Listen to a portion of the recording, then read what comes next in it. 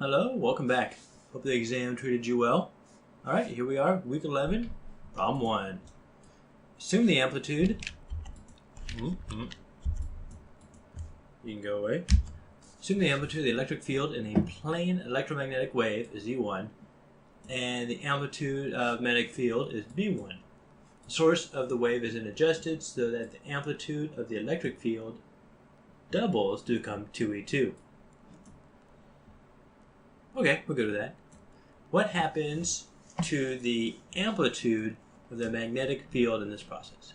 Okay, so it is going to double. Electromagnetic field.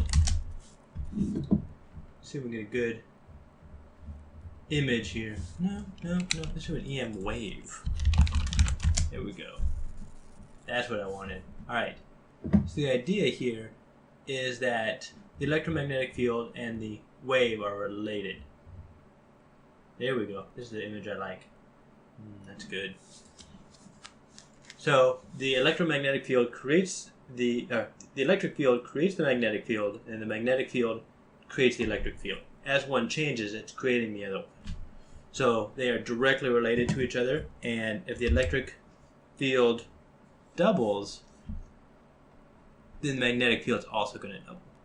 That's just how it works, I guess. That's a terrible explanation. Because God said so. Yes, true. What happens to the amplitude of the magnetic field in this process? Yes. Electric field doubles, magnetic field doubles. What happens to the intensity of the wave? Alright.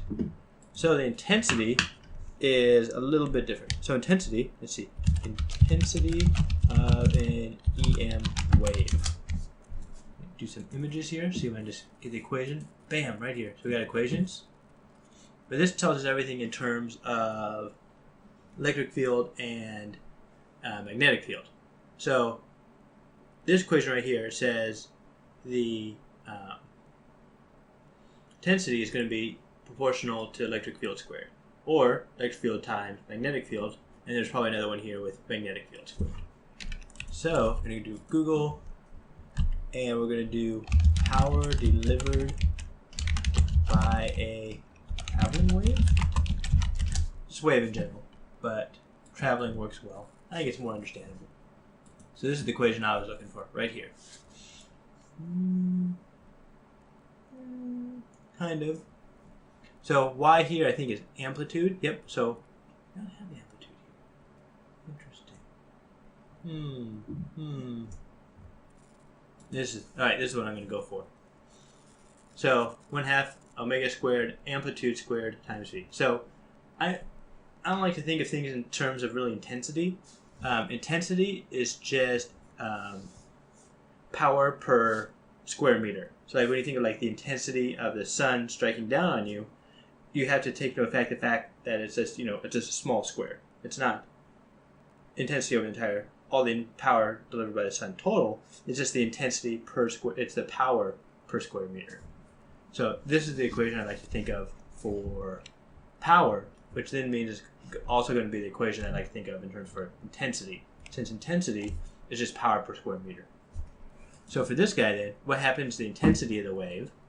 Well, if we look at this guy, what we did is we doubled the amplitude of the electric field. We only have to really look at the electric field or the magnetic field because they create each other. So we double the amplitude of the electric field. It's therefore going to cause a double squared. Yes, which will be 4th. So 4. It will become, the intensity of the wave will raise by 4.